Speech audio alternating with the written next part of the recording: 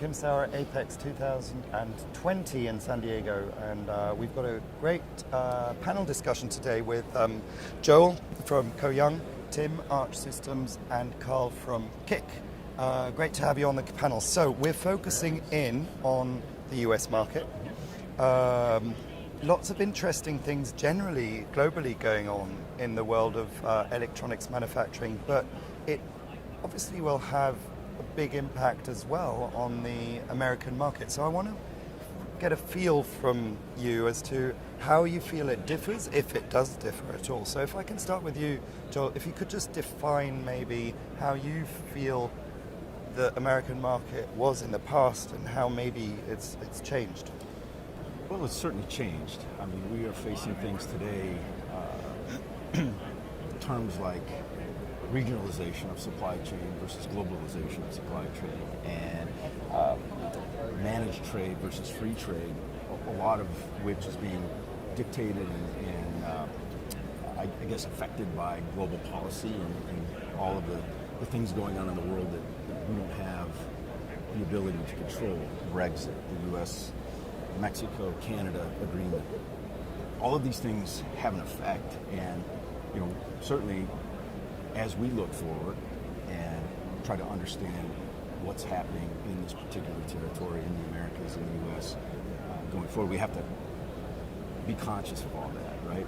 So I think at the end of the day, there certainly will be more of a shift toward regionalization from the globalization aspect. And I think it's the Industry 4.0 piece, the smart factory piece, that really drives that and allows for that, right?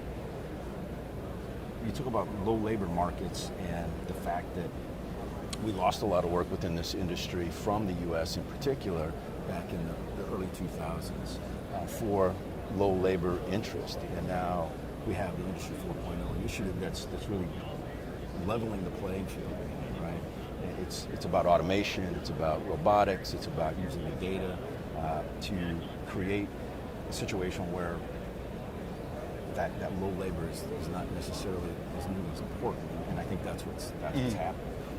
And there's other challenges too. I mean, when you consider the fact that Vietnam has 1/20th the port capacity of China, you can't move goods from China to Vietnam overnight and expect to not have interruptions in the supply chain, Likewise, manufacturing in the middle of India, it takes longer to get the goods to the port in Mumbai than it does to get the goods from Mumbai to the US. So there's infrastructure issues, which again are all playing into this. But I think at the end of the day, it's the automation, it's the Industry 4.0, it's the data management that you guys are involved with, the data sharing, basically allowing us to then prepare a workforce going forward that's really right-sized for that type of situation, right? So really, that that's reality, which is going to happen. So that's really time to market. In the end, it's time to market, driven through a technical ability to achieve that. Absolutely. And you mentioned data and automation. So actually, that leads straight to you. So the understanding, the analysis of that data, that must have a huge impact, and also on machine vendors and the way solutions are brought to market. Has that changed the industry dramatically? So I think a couple things. So one thing I think that you're bringing up was the skill set that people need on the factory floor is slightly different now. It's much more about data and integration. It's much less about do I know how to do this task? It's more, can I look in to solve problems? Can I solve problems with data? Can I solve problems across machine vendors, across the line, across the site? And increasingly, we're seeing factories looking to solve problems across multiple sites. So now it's not just I have a server in my site. Now it's actually I want to take a best practice from site A and put it in site B. Right. I want to figure out what are my commonalities that I can get a unified global view of, so that I can basically pick and choose my best operators, have them train my other sites. And we're seeing that being a much larger part of the overall solution. That's allowing people to say, hey, actually, I can be much more efficient, or actually, I already knew this information inside A, why am I not doing it all across my entire company? And you use a lot of software in your reflow solutions to be able to deliver what a couple of years back you were known as a reflow oven vendor. Yep. That has changed your company and the has. culture. Right? You know, with Industry 4.0 coming in, I would look at it more like, I think a lot of the people in the States that are seeing it going on overseas is this huge entity. You got to really start high level, start way up. Where in the U.S., I think, because we're just getting started with it, really, I think you should look at it from a smaller perspective, line by line case. You don't need to start out with collecting data off every single machine and sending everything all the way up to MES. You can really start out slow, right? Start out with one piece of equipment, start out with an SPI or RPI, and then work your way down the line, and then over from line to line, and then work your way up, right? Instead of starting from the top, multi-million-dollar package, funneling down, start out with something a little bit smaller and work your way up to the industry 4.0 level. Do it in a manageable fashion rather than trying to eat the cake all in one bite. Yeah. Grow with it and learn with it. Yeah, and so we just need to convince our customers that that's the approach they need to take. Right? Sometimes people want to just jump in, right? And, you know, when you talk about the skill set, right? You talked about the people and how that's not only different today, but just going to continue to get different as we go forward, right? This new generation of workers is obviously much more tech savvy. There's a skills gap between the young and the old, and I think, you know, companies need to really recognize that and invest in those individuals. The empowerment that we talked about, being able to make decisions quickly on their own, using the data that we're providing. I think that's going to be key, and that'll be the key to the success. So you can automate, but you're still going to need people, right? This Industry 4.0 automation, it's not all-encompassing panacea, right? There's still people, and that's a good thing, right? Because that potentially is what does level the playing field. But we have to make sure we don't forget about that human element while we're doing all of this, automating and generating data. And again, the one step at a time, bite by bite, absolutely is the way that this is going to need to be accomplished. And leverage the software, right? The software is there to help unskilled people become skilled. That's right, yeah. If you look at the US market, it's also, you know, we always talk about Industry 4.0, that a lot of people even have this vision of a lights out factory. Now let's look at the reality of manufacturing, electronics manufacturing in the US and other countries as well. There's lots of small companies for whom the investment of a true Industry 4.0 solution isn't even a viable option, I guess. So your one step at a time approach, is that one that you feel is also particularly relevant to a country as diverse in its manufacturing ability as the US? Absolutely. I mean, in our case, we actually had some discussions last week about changing the way we go to market with some of the tools that we're creating for smart factory Industry 4.0 realization to do just that, create a package. So when you buy a machine, you get this. It's something that you can be easily trained to use. You can see the benefit, and then you go to the next step, rather than to offer this full menu of tools that may or may not get digested, if you will, properly. The other downside to that is there's a lot of training ongoing that we have to do as suppliers when that isn't taken care of correctly on the front end, right? So you have to kind of think of a building block approach, and those are certainly things that we're certainly looking at and considering, and I'm sure we'll move forward with. So one of the things that we're seeing, and I completely agree, we see a lot of companies do the step-by-step approach, and it makes total sense. Let's make sure we get one line right. What's the ROI? How does that get better? And we go line by line. But we're also seeing, so there can be challenges with that of, okay, I did this initiative in line A, that initiative in line B. They're not the same. I want to do it across both lines, and actually now I can't get data. They don't play together. I did this thing over here, that thing over here, this supplier over here, that supplier over there. One of the reasons why standards has been so important, and IPC, CFX, some of the semi-work as well, in making sure that when you go line by line, when you look across your entire factory, it still makes sense and it still works together. And you can unify everything when you make that decision that that's right for you. And now you're not blocked. Now you're not saying, oh, actually, this has great ROI. Let me rip it out and put something else in because I need to integrate it and I can't, or I don't know how, or it's going to be really hard.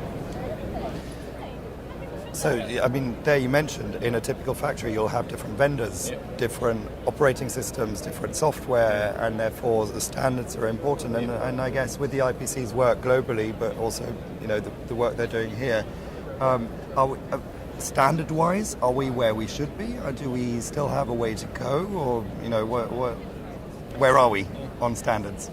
I think we're getting closer, right? Yeah. I think that the CFX initiative has been great.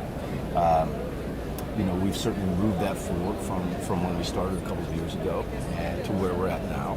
And I think incrementally every year that goes by, we'll add more functionality to that. I mean, ultimately, to make this work, everybody has to be able to play with everybody, right?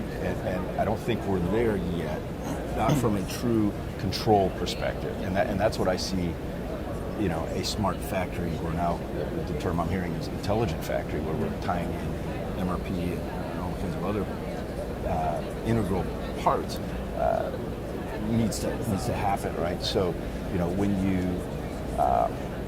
you think about it in those terms, that's just basically the approach that we have to take, right? So I think, at the end of the day, it all builds on itself. Yeah, so I think we're definitely moving in the right direction. CFX has been an incredible advance. I think the way I look at it, and the way that we've seen some of our customers start looking at it as well, is you see this Venn diagram between who has the experience and knowledge to solve a problem and who can get the data together to solve that problem. And for a long time, it's been two different people. You've had the people who could do it to the machine by machine, maybe vendor by vendor, and you had maybe the analytics people who knew how to do what they want to do with the data. But as it becomes easier, as IPC CFX gets more adopted, now suddenly, if you have data expertise or manufacturing expertise, you're not blocked by talking to a machine. You're not blocked by talking to only these two machines.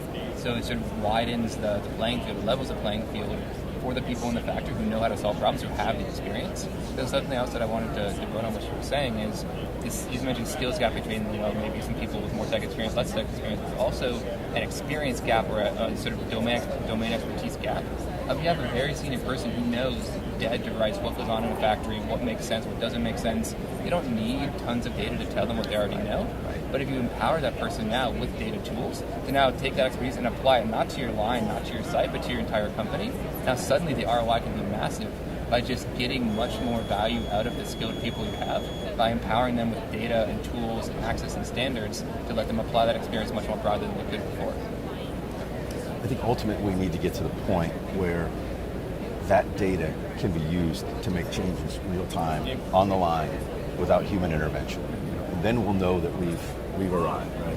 It's got to be more than just seeing information from this machine or that machine, or automatically doing a changeover. But when I see a problem, I can use data to fix this machine that's not my machine automatically, and I think that's where CFX is going. Yeah. So I think we just need to stay the course. And if we can continue down that path, continue to make progress, that's what will lead us to that true realization of I-4O smart factory. This is really interesting because when I way back started in the industry, we were still talking about specific machine improvements, the greatest, newest, shiniest new thing that was put into something to make it faster, more efficient, more this, more that.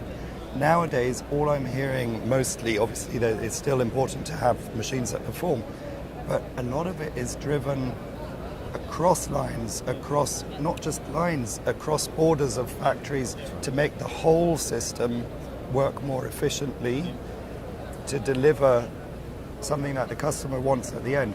And that seems to be the data that's doing that. Would you say that's a fair summary of where we're going, and is data becoming even more important as we go forward? Yeah, and data, with the smart tools that are out there today, data can be used to solve a lot of your problems. And I go back to start out on one piece. If you have a part of your process that you're experiencing problems or throwing away scrap components or boards or what have you, these smart tools are available out there, and they are to collect data. So data really is key. It should be more data-driven as far as solving our problems, improving things with the data and the tools that exist today. And when you're talking about the standards, we've got Hermes, right, and we've got CFX. are they somewhat of a standard now, or are we working towards making them a standard for communication to pass data? We certainly see it as the accepted standard going forward. It's something that now just needs to be, first and foremost, implemented at whatever scalable level we can at this point. But we definitely have customers that are asking for more CFX readiness, event capability. So we're doing what we can to move forward with that as quickly as we can to comply with the spec that exists today, and then have input to the improvements So do you and changes. think that they're using the data, though, the way they should be, or to its Well, extent? I think there's two separate pieces there. Carl, I think,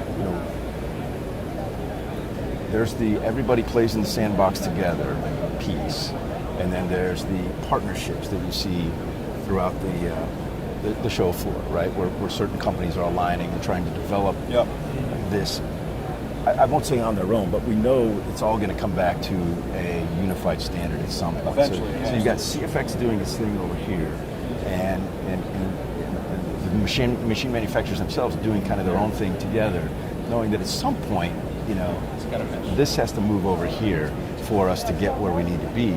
So I think we're just still a little bit limited in some capacities with CFX today because of what I alluded to previously, which was the fact that we are not to the point where we completely start changing things automatically. We can alarm, we can identify, we can let people know that something needs to be changed, the knob needs to be turned.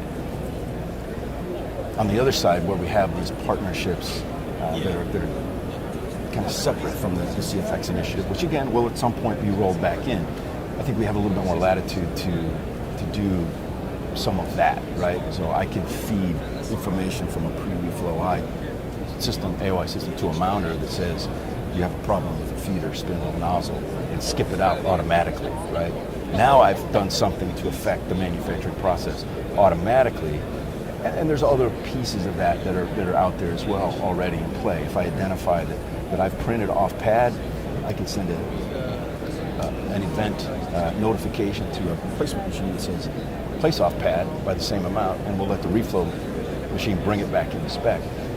I think there's varying degrees, right? And that's this evolutionary thing, right? Every year, that passes, as time passes, we get to see more and more of the what will eventually become the end result. I think another piece of what you were saying, Carl, is that there's oftentimes you need that. What is the solution you're trying to get your data? What are you trying to fix in your factory or improve? And I think one of the things that these standards are enabling is the ability to say, hey, someone over here knows what problem they're solving. They don't have to also know how to get data from all the machines. They can use data from the standard, and it should widen the ecosystem, widen the players who have built out these use cases and say, like, all right, this problem, here's the data you need, you solve, here's the ROI. This problem, here's what you need, you solve the ROI. And then you can have people who specialize in getting data out, the machine vendors who know their machines, who know their And actually using the data. use the data. Well, yeah. And we haven't mentioned the elephant in the room, but AI is going to play a big part of this as well, right? When we talk about directing that user or that machine to make that change, there's a lot of the AI element behind the scenes that's going to be driving that, right? And we'll need to drive that going forward for all the other reasons that we've talked about up to this point with the skills gap and everything else that goes along with it. So again, that's something we've recognized and are investing heavily in to make sure we're utilizing that and creating tools and systems that are driven from. I saw watching the golf tournament last week, and the golf club now that's completely designed by AI. So there you go. Yeah. So it's everywhere, Yeah. right? And it will continue to be. And we have to understand that, right? We have to embrace it to whatever degree we can, and just know that it's part of our reality, right? And that will also help when you talk about sorting data quickly and getting to where you need to be, whether it's manually or automatically, behind the scenes without potentially any human intervention. So let's just bring it back to the US and look a little bit into, as far as we can, into the future. Because obviously this affects global manufacturing. But just to wrap up the discussion about the US situation, where do you think the challenges lie and are we, focused on finding solutions for those challenges specific to the markets here? From my perspective, I think we look at our industry as kind of a microcosm, right? But automation, I think, is still lacking as a whole throughout if we look at the entire landscape. I think that needs to be accelerated ASAP. That piece is going to have to be put in play to allow for this regionalization to take effect. And then the other side of that is the human element, right?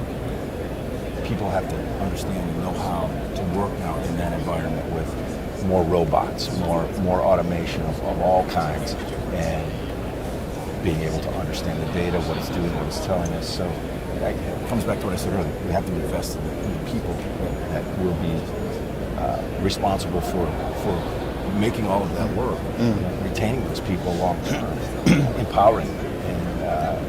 I think a lot more investment in R&D will play a part in this as well. So, it's going to be interesting as we go forward. And look out the next 10 years to see how this changes. We're going to have a much larger number of retirees. We're getting closer and closer to the end of the baby boom, right? So. It's going to continue to change, right? But the pace of this change is really, really fast, isn't it? Yeah, so that's another thing that I was thinking about with videos in particular. There's been an increasing trend towards faster NPI ramps, smaller runs of products. So it's not just enough to be able to get them into mass production and be able to run it consistently with high efficiency. It's how long did it take me to get to that point? Was it 5 weeks? Can I do it in 1 week? Can I do it instantaneously? Can I use AI to surface a problem that I'm going to have in mass production?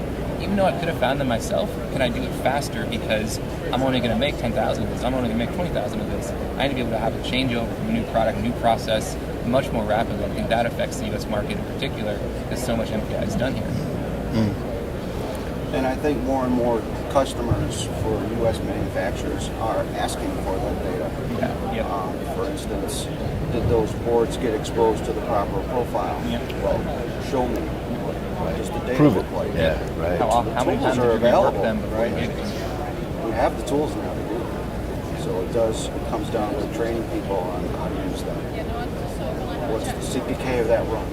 Right, exactly. Yeah, you need to be able to get it, but you need to be able to get it quickly, as you alluded to, right? So basically the positive outlook that I sort of felt last year at Apex as well is a continuing trend. There is a bright future for America as a manufacturing base. Absolutely. I agree. Yeah. For sure. Great. Well, thank you very much, gentlemen. Enjoy the rest of the show. Much success. Thank you. Thank you. Thank you.